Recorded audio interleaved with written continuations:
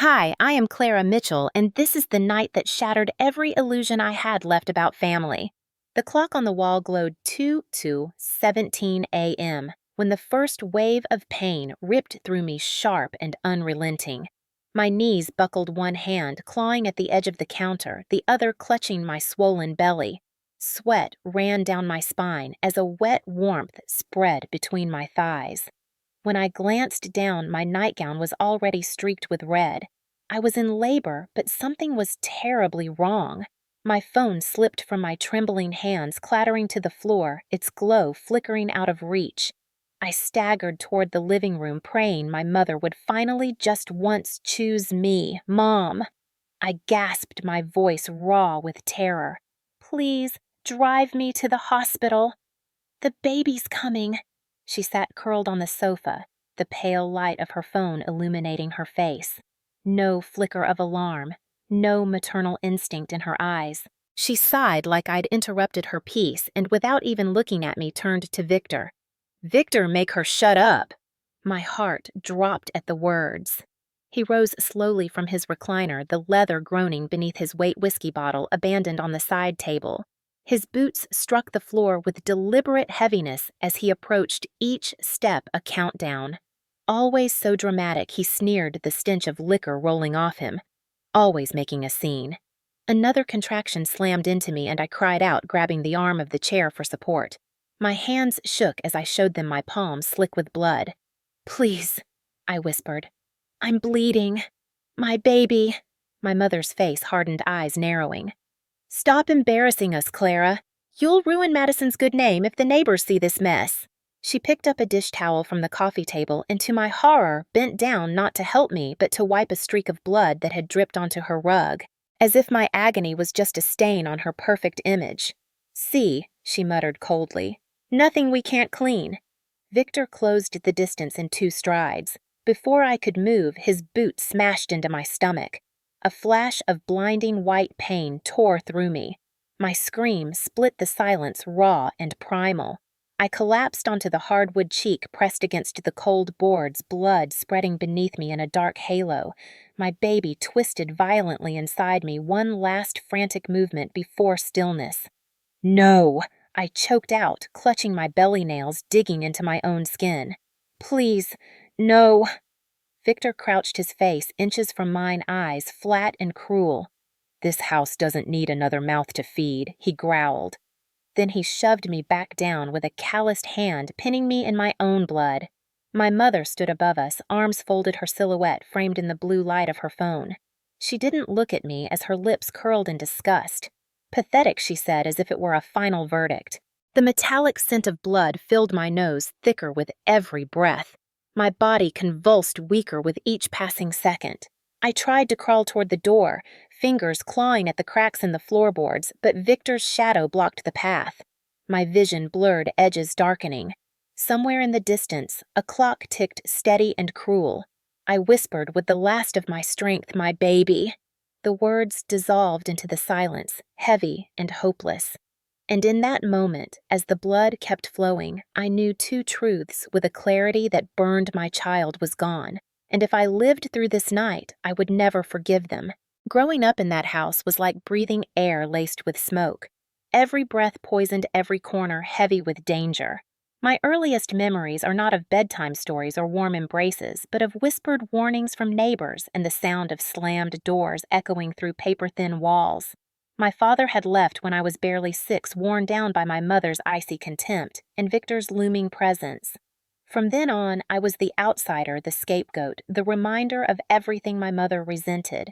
When Madison was born, the golden child, the air shifted permanently. She was bathed in light while I was cast in shadow. Madison's laugh was celebrated, her every drawing pinned proudly to the fridge, while mine were torn down and tossed into the trash. If she scraped her knee, my mother would rush with bandages and kisses. When I broke my wrist falling off the monkey bars at age 9, my mother accused me of trying to get attention and made me sit with ice until the swelling was undeniable. Only then did she bother taking me to the doctor, muttering about wasted time the whole drive.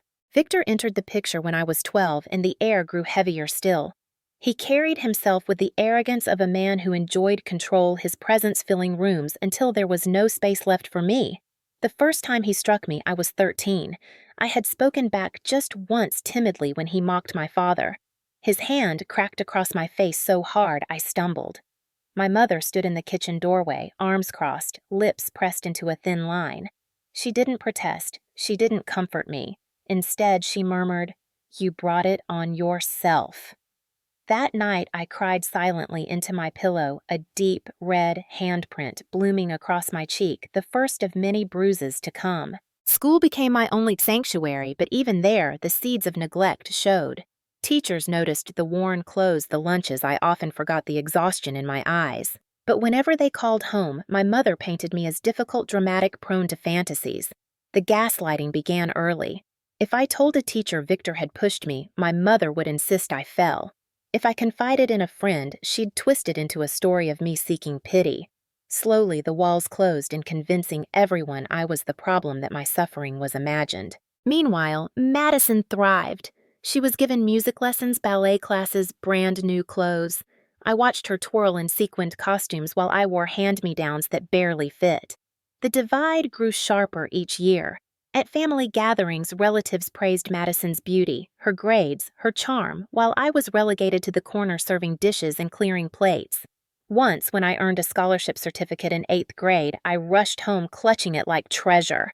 My mother barely glanced at it before tucking it into a drawer and saying, "Don't expect us to pay for college, Clara. You'll just waste it." The words cut deeper than any slap. By the time I was 16, I had mastered invisibility. I kept my head down, studied in secret, saved babysitting money in a jar hidden beneath loose floorboards. Dreams of freedom were my lifeline. Yet every time I tried to pull away, Victor and my mother tightened their grip. He ridiculed me for being weak while she sighed about how ungrateful I was. The message was constant: you are nothing, you are unwanted, you will never escape. But I did escape, at least for a time. At 18, I left for a small accounting program in the city fueled by spite and survival. I thought distance would weaken their hold. I thought perhaps I could build a life beyond the shadow of their cruelty. I was wrong. Their voices still echoed their judgments, still clung to me, and even years later, when I found myself back in their house during pregnancy, I realized the scars of my childhood had never faded. They had only been waiting to bleed again. The day I found out I was pregnant should have been filled with joy. Instead, it became the beginning of a slow-burn tragedy I couldn't yet see.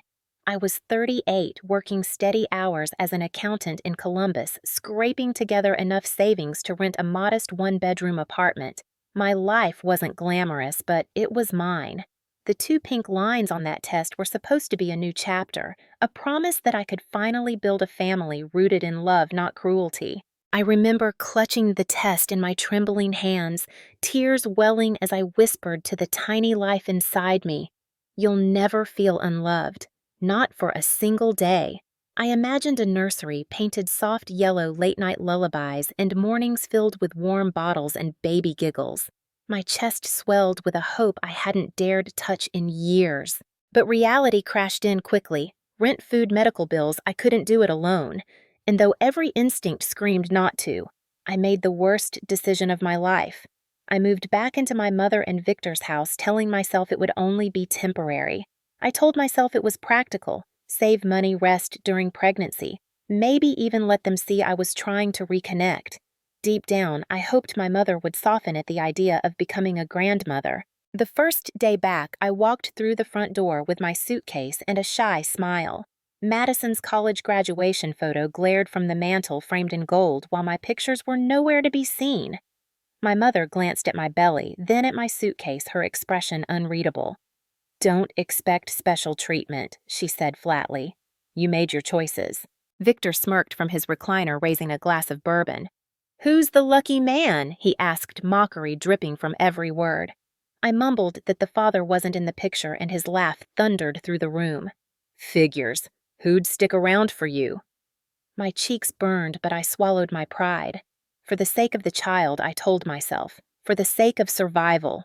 At first, I tried to make it work. I cooked dinners, cleaned the house, kept my head down.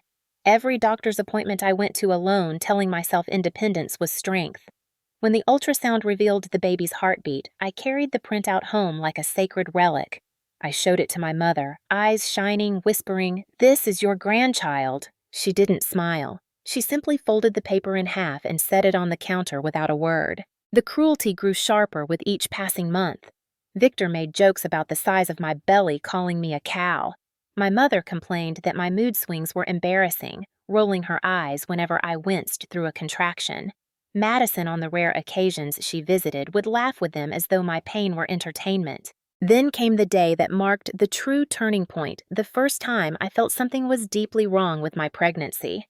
It was late afternoon. I was folding laundry when a cramp doubled me over, fierce and sudden.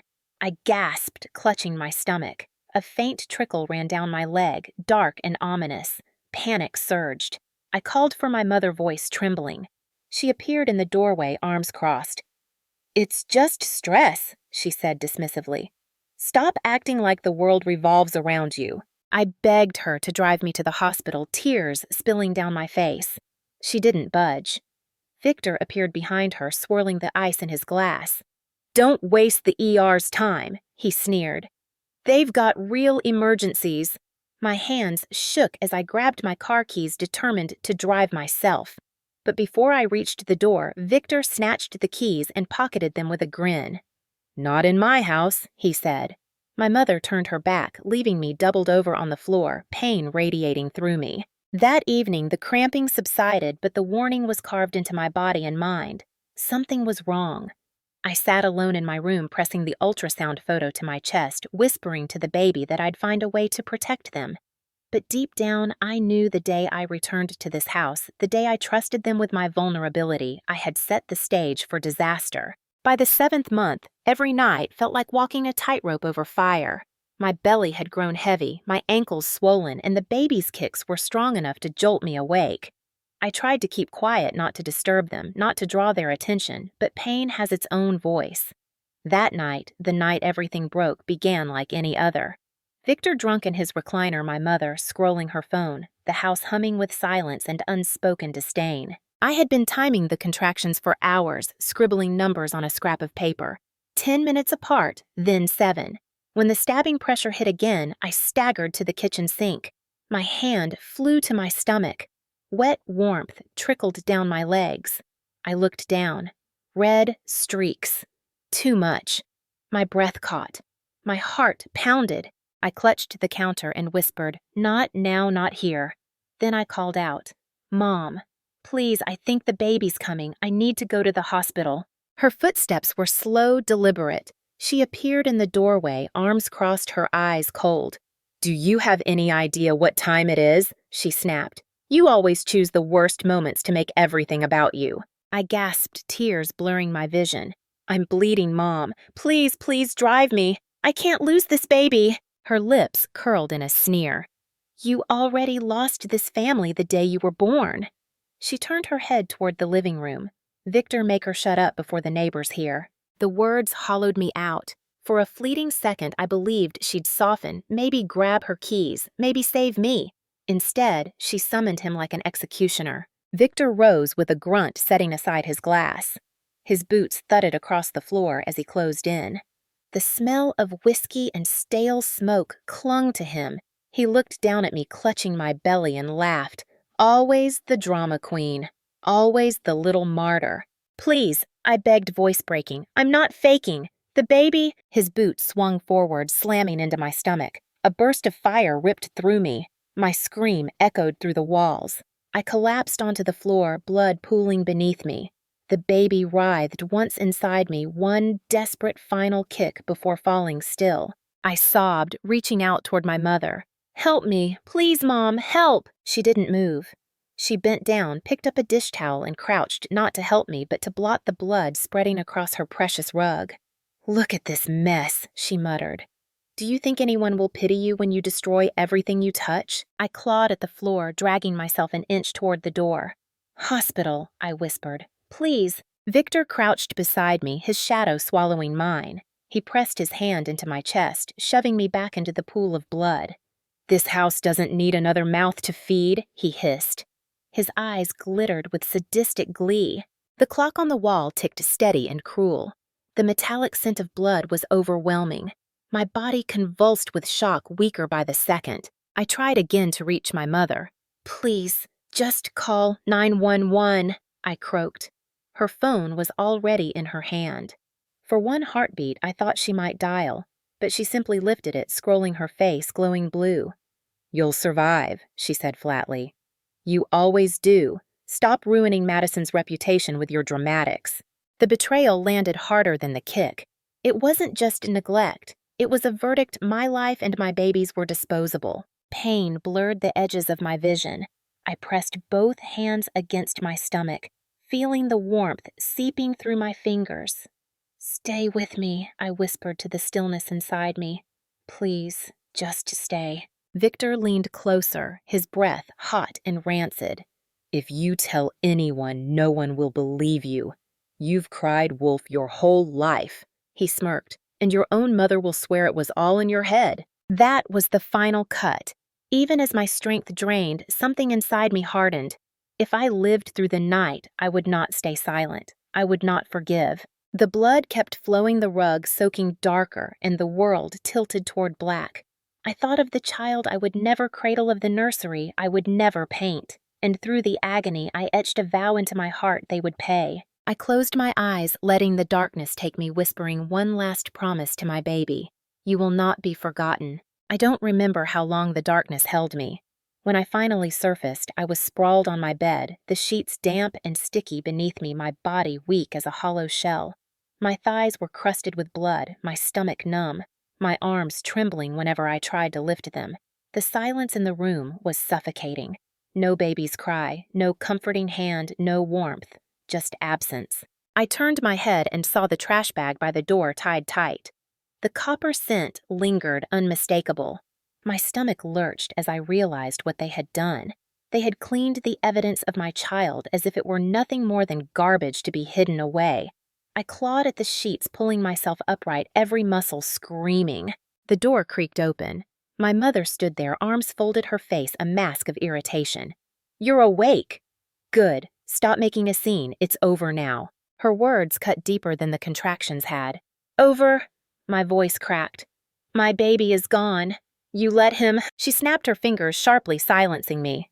"Lower your voice. Do you want the neighbors to hear you embarrassed us enough last night?" I stared at her, disbelief anchoring me in place.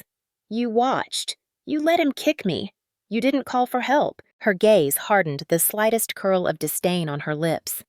"You've always been dramatic, Clara. Always twisting things. No one will believe you. You bled because you're weak. That's all." I wanted to scream, to tear the walls down with the truth. But my body was too frail, my soul too fractured. So I swallowed my fury, tasting bile and salt. She wasn't wrong about one thing. No one would believe me, not yet. Victor appeared behind her, leaning against the doorframe, sipping from a fresh glass of bourbon. His smirk widened as our eyes met.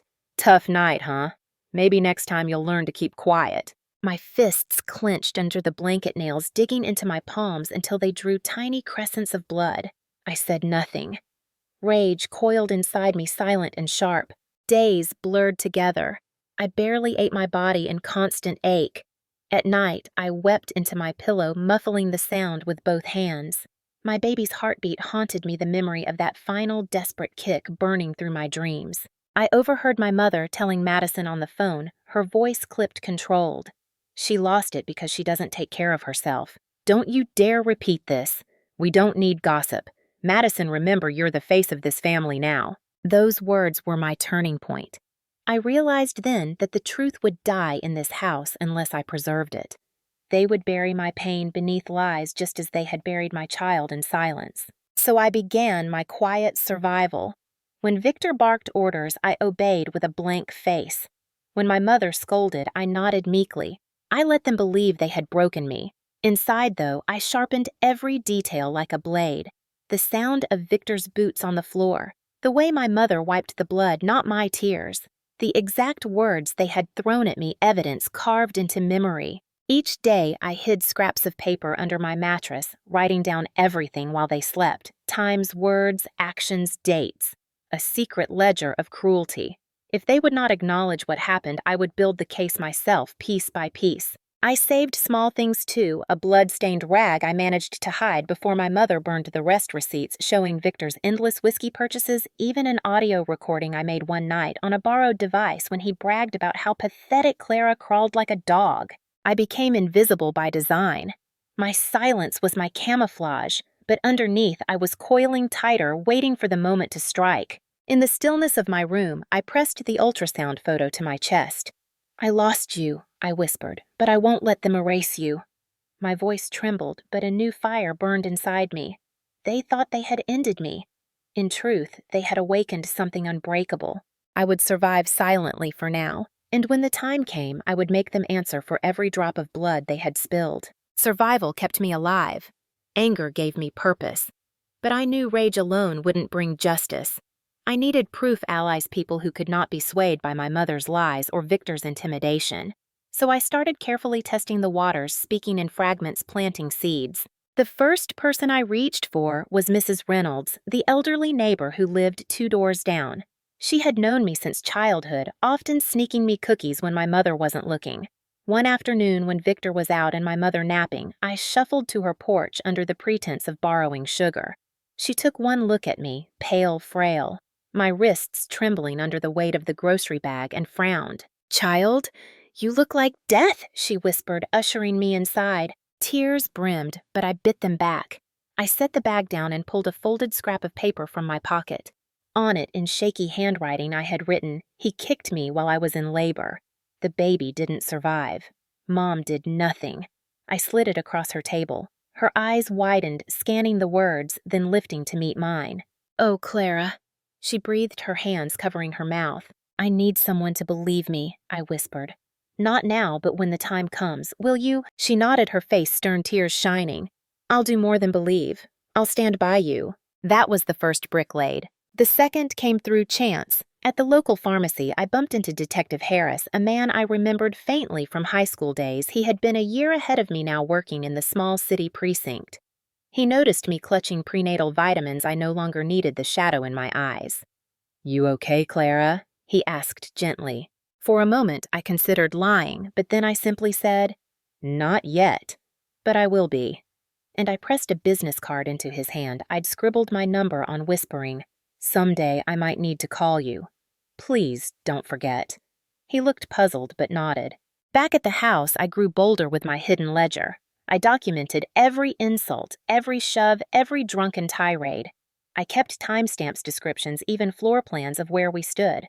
I took photos on an old prepaid phone Victor passed out with the liquor bottle in his lap, my mother burning stained towels in the backyard. It wasn't enough. I knew stories like mine were too often dismissed as exaggerations. I needed hard evidence, so I began recording. I saved enough babysitting money years ago to buy a tiny second-hand audio recorder. Now I tucked it into the pocket of my cardigan whenever I ventured near them. One night I caught Victor bragging on the phone, "Kicked her good." She shut up, didn't she? Damn nuisance. Linda knows. She asked for it. My heart raced as the words etched themselves into the recorder, each syllable a nail for his coffin. Another time my mother muttered to Madison over speakerphone, unaware I was in the hall. "If anyone asks, Clara lost the baby because she didn't eat right. That's our story. Stick to it." I nearly dropped the recorder from the shock of hearing her so brazen, but I kept my hand steady. The pieces were falling into place. Still, I was only one woman, fragile and grieving. I needed legal protection. So one afternoon, I found the courage to call a women's legal aid line, using the payphone near the library. A calm, firm voice answered, "Grace Holloway, attorney." "How can I help you?" The words tumbled out, jagged and broken. "My stepfather, my mother, they hurt me. They killed my baby." Silence, then a steady tone. "Clara, listen to me. You are not crazy. You are not alone. Keep everything you have, notes, recordings, photos. Don't confront them yet. When you're ready, we'll move. I'll stand with you." That phone call was oxygen. For the first time since that night, I felt the faintest glimpse of power. My allies were not many: an elderly neighbor, a detective with a half-memory of me, and a lawyer I'd never met in person. But it was enough. Enough to remind me I wasn't fighting shadows. Each day in that house, I played the role they expected, the broken, obedient Clara. But every night, under the hum of the old ceiling fan, I stitched together the case that would one day bury them. I looked at the ultrasound photo taped inside my journal, whispering to the silent room, "They think they erased you. They don't know you'll be the reason they fall." The chance came on a humid Saturday evening, 3 months after the night that destroyed me. Victor was turning 60, and my mother insisted on throwing a party. She called it a celebration of his legacy, as if cruelty were an achievement. The house filled with neighbors, church friends, and Madison's polished colleagues from her new firm. Laughter clinked with glasses of champagne, the air heavy with perfume and fried chicken. I knew this was it, the perfect stage. For weeks I had rehearsed in my mind, clutching my hidden recorder, double-checking the notes, the evidence. Grace Holloway, the lawyer, had advised me, "Choose your moment carefully. Public exposure leaves them less room to deny." So I played my role.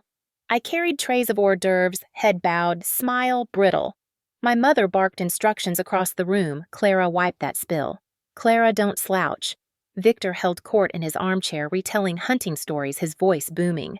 Every word turned my stomach, but I swallowed the bile. When the clock struck 8, Madison clinked her glass. A toast to my father, she announced, her voice shining. I froze. Father. Not stepfather. Father. She had rewritten history in one word, erasing me entirely. Guests applauded, raising glasses. My hands shook, but I tightened my grip on the recorder in my pocket. When the clapping died, I stepped forward. My voice trembled at first, but it carried. "I have a toast, too." The room fell silent, all eyes turning to me. My mother's smile froze mid-air. Victor's brow furrowed, a warning flashing in his eyes. I lifted a single glass of water. To truth, I said, my voice steadier now. To the truth that has been hidden too long in this house. Murmurs rippled through the crowd. Madison hissed, "Clara, sit down." But I didn't. I pulled the small recorder from my pocket, pressing play. Victor's slurred voice filled the room. "Kicked her good. She shut up, didn't she?" "Damn nuisance. Linda knows she asked for it." Gasps erupted. A woman clutched her pearls. Someone muttered, "Dear God." Victor shot up, face purple, shouting, "That's a lie. Taken out of context." I raised my voice over his. "Is this out of context, too?" I flipped open my notebook, reading my mother's words, scrawled with dates and times. March 12th, 7:14 p.m. "If anyone asks, Clara lost the baby because she didn't eat right. That's our story. Stick to it." "That's what you told Madison." Madison's face drained of color. I never." Mrs. Reynolds, who had been invited out of politeness, stepped forward, her voice trembling but strong. I saw the bruises. I read her note. She begged me to believe her. And I do. The room erupted. Guests whispered, recoiled. Someone pulled out a phone recording everything. Victor lunged toward me, but Detective Harris, who I had tipped off beforehand, was already moving through the crowd. He flashed his badge. "Sit down, Victor." The authority in his tone cut through the chaos. Victor froze, fury radiating off him, but he sat. My mother tried to recover her voice, brittle. "She's unstable. You all know Clara exaggerates. She lost the baby because she was careless." "No," I said firmly, locking eyes with her. "I lost my baby because you both chose silence and violence over love. And tonight, everyone knows it." Phones were lifted, flashes snapping the story already spreading beyond these walls. For the first time, the lies weren't theirs to control. Grace had warned me that confrontation would be messy, but I hadn't anticipated the sheer weight of that moment. The gasps, the glares, the undeniable evidence echoing in the air. Victor tried again, his voice breaking.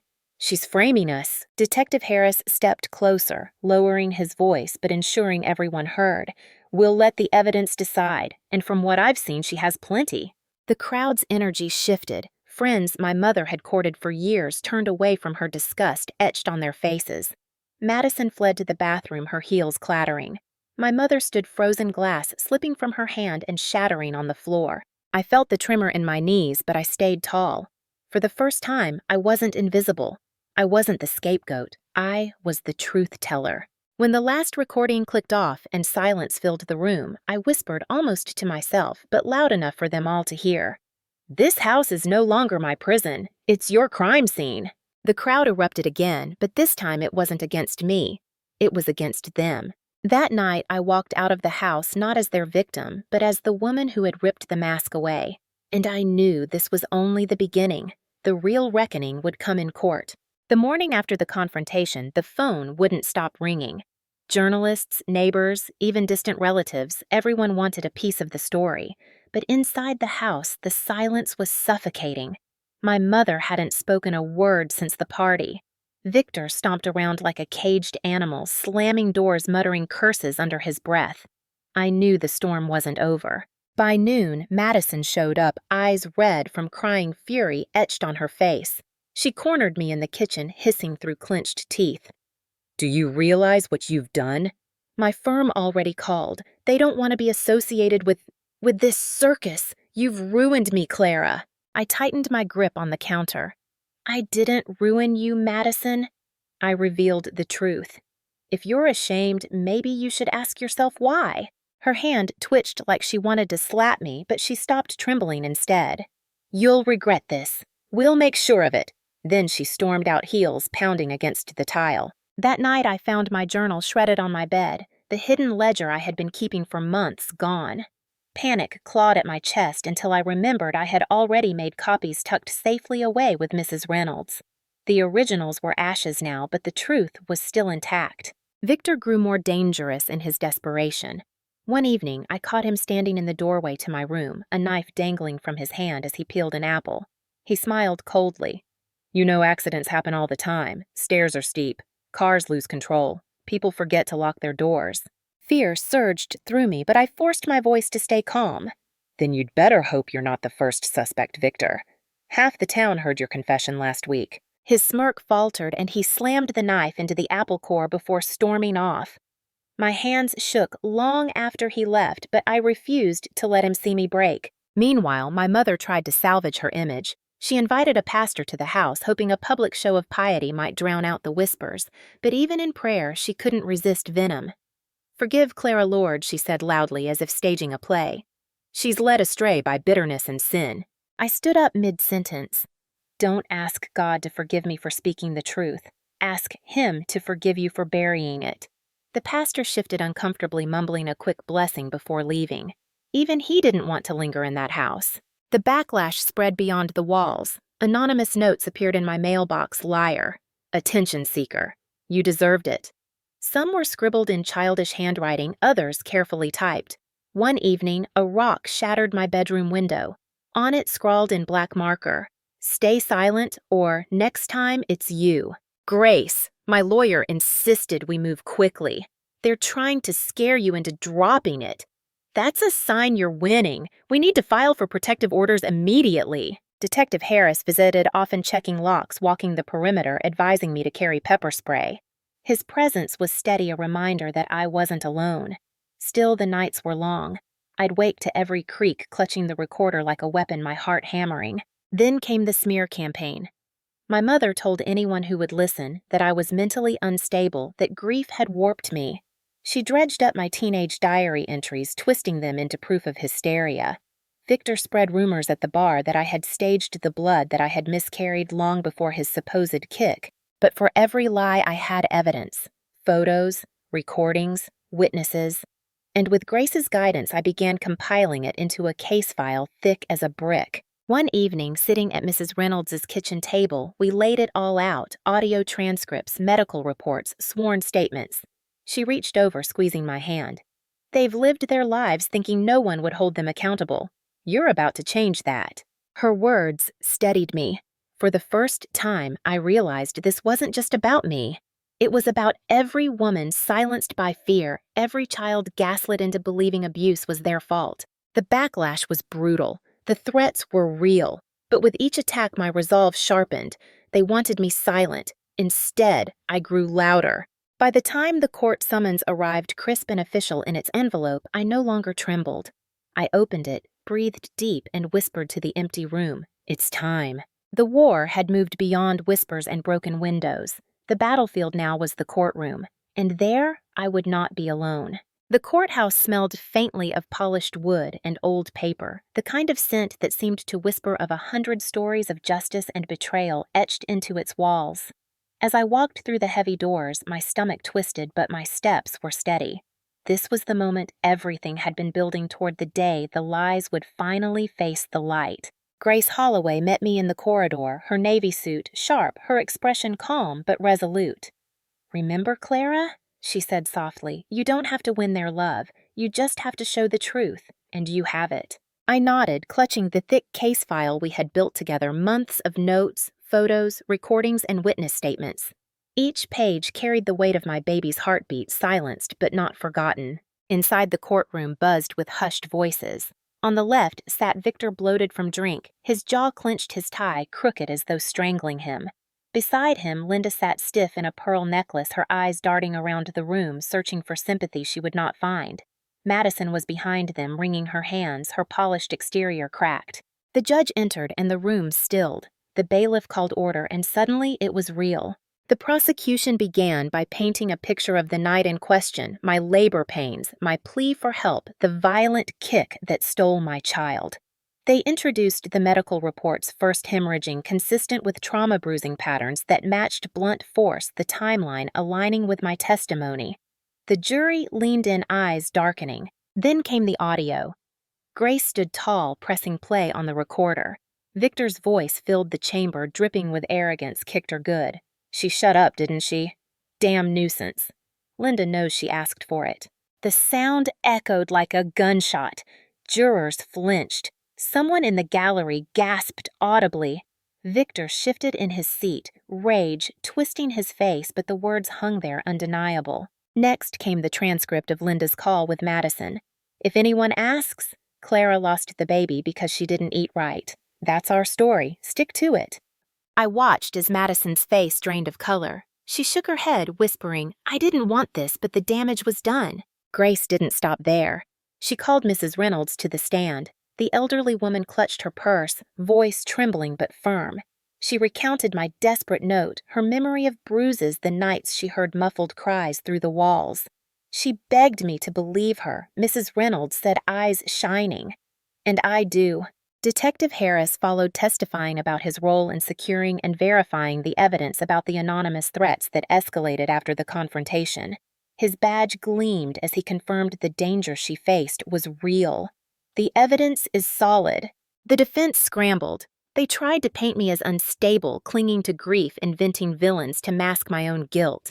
They waved my teenage diary entries in the air, twisting innocent words of loneliness into proof of hysteria. But Grace was ready. Calmly, she pointed out that none of those entries changed the medical facts, the recordings, the corroborated witness accounts. Grief does not invent bruises, she told the jury. It does not fabricate audio. It does not make a man brag about violence or a woman conspire to cover it up. When it was my turn to testify, my hands shook as I took the oath, but once I spoke, the tremor steadied. I told them everything from the night of the pain to the moment Victor's boot connected with my body to my mother's chilling silence. I described the blood, the silence where a baby's cry should have been the smell of whiskey, the sound of their laughter afterward. Tears blurred my vision, but I didn't break. Not this time. When cross-examined, the defense lawyer sneered, "Why didn't you leave sooner? Why stay in a house with people you claim abused you?" I met his eyes.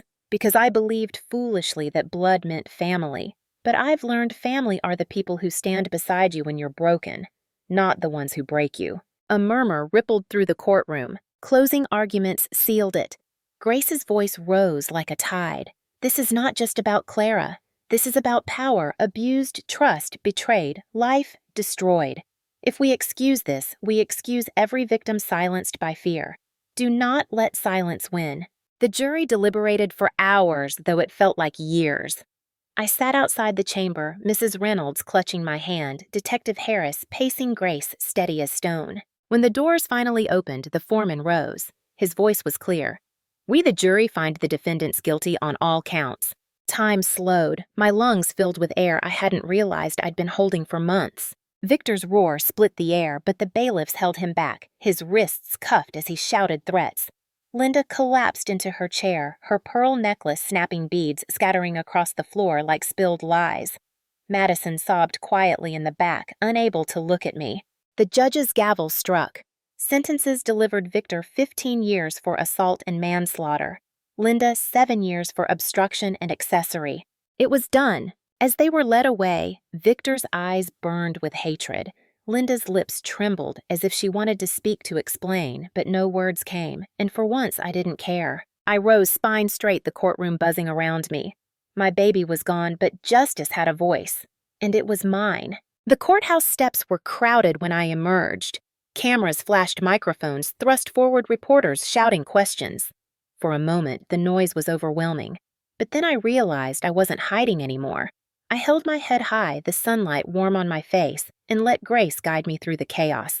News spread faster than I could have imagined.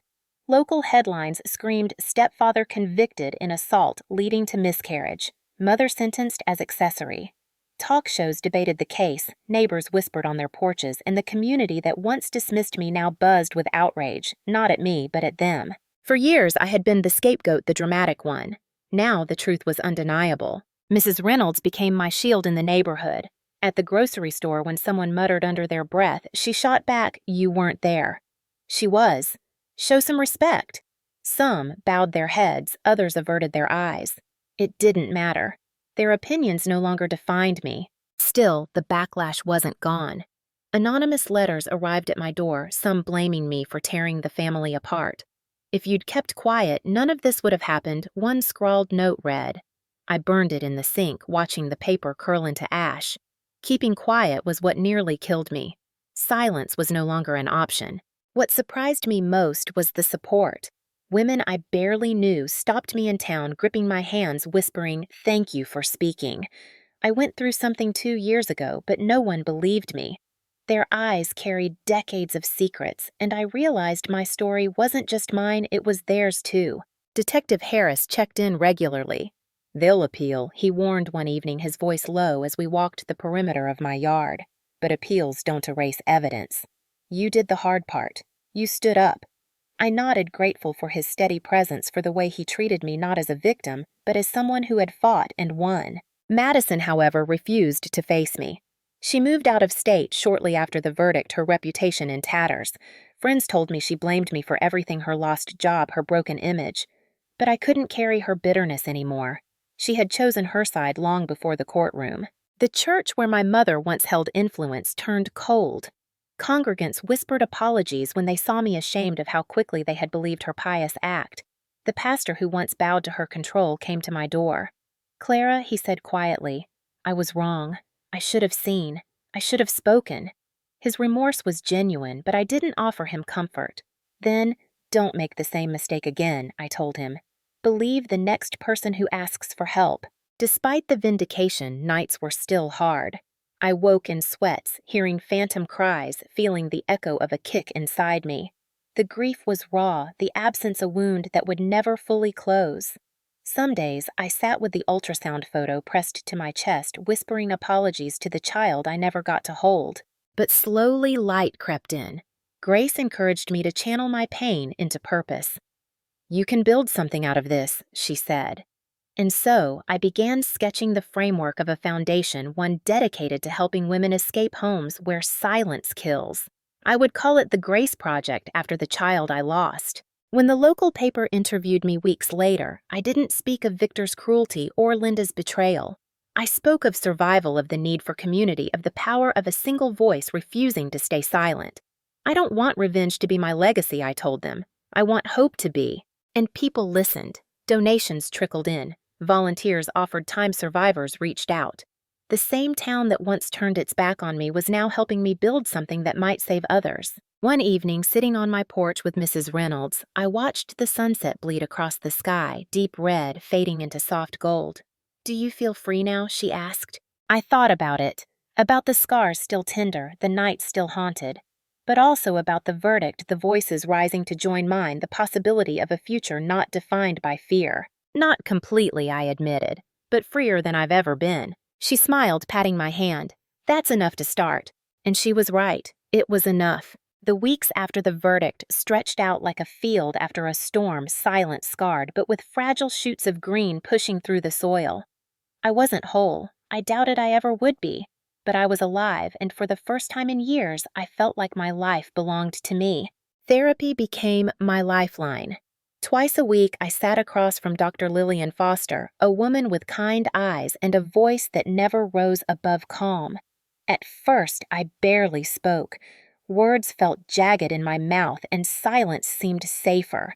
But Dr. Foster had a way of waiting, of letting me breathe until the words finally spilled out. "I still hear him," I confessed one afternoon, my hands twisting in my lap. At night, I hear Victor's voice. I smell the whiskey. I feel the kick. I see my mother turning away. She nodded gently. Trauma doesn't vanish because justice was served. Healing is a process, but every time you speak the memory out loud, you take power away from it. So I kept speaking.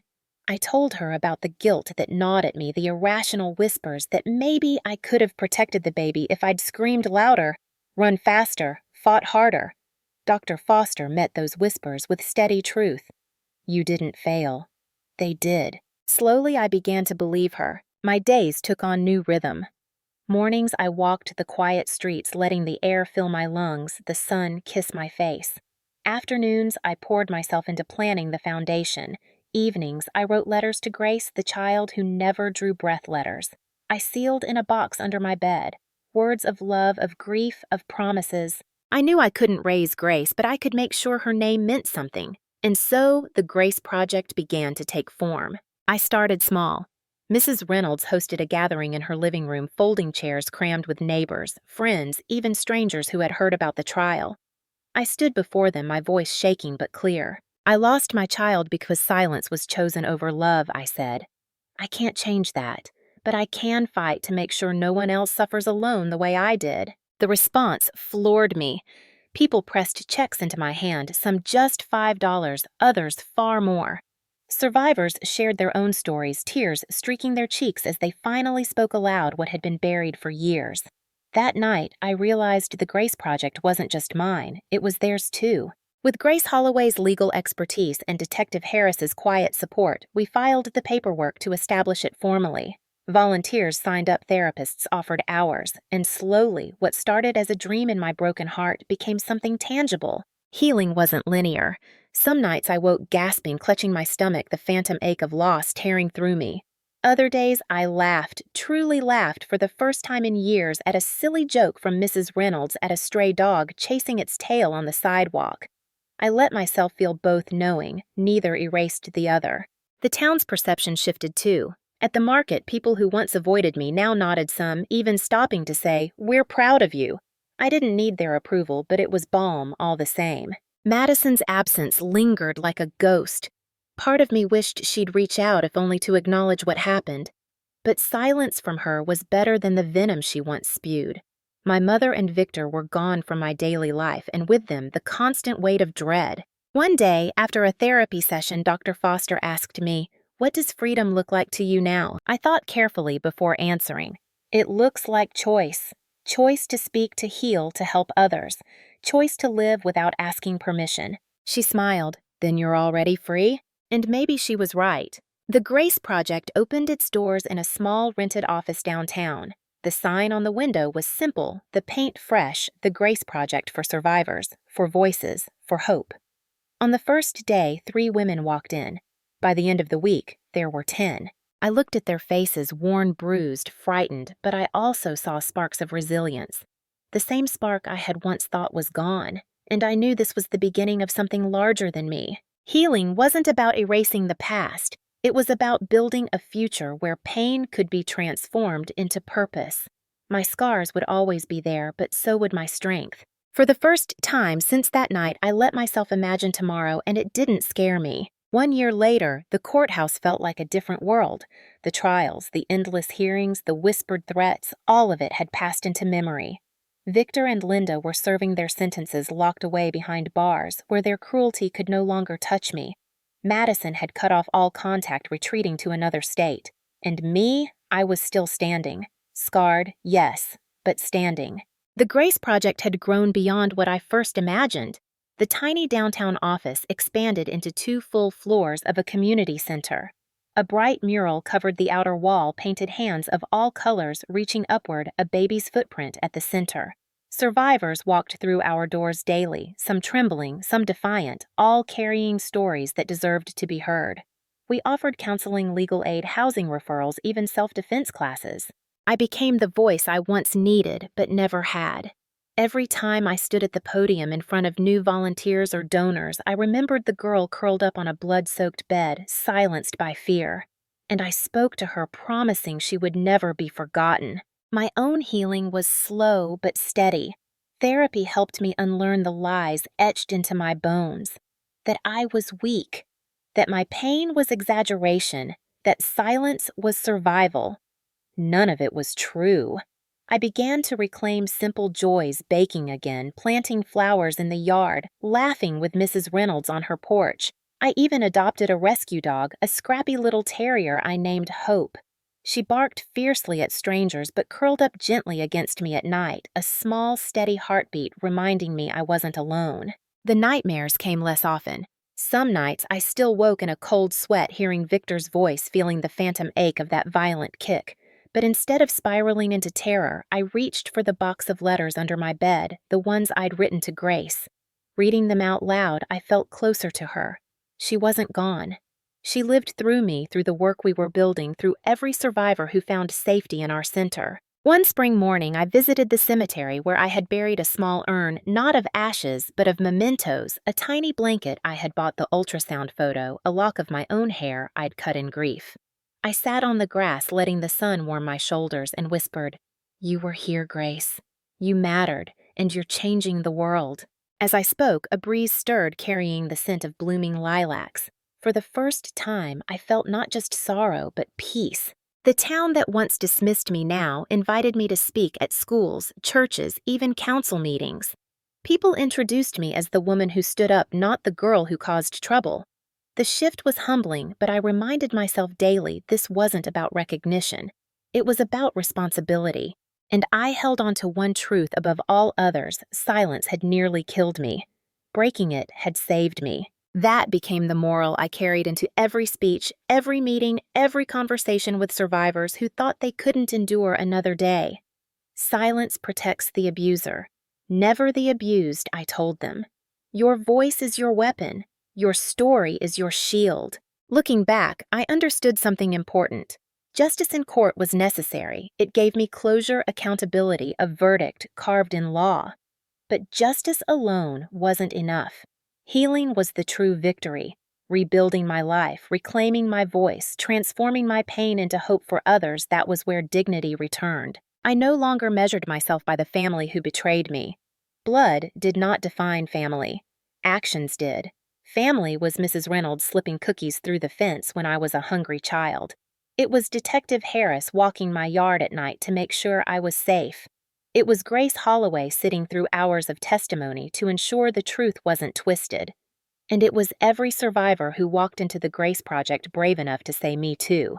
In them, I found my chosen family. If you're listening to this story now, I want you to take something with you. No matter your age, whether you're 20 or 70, your voice still matters.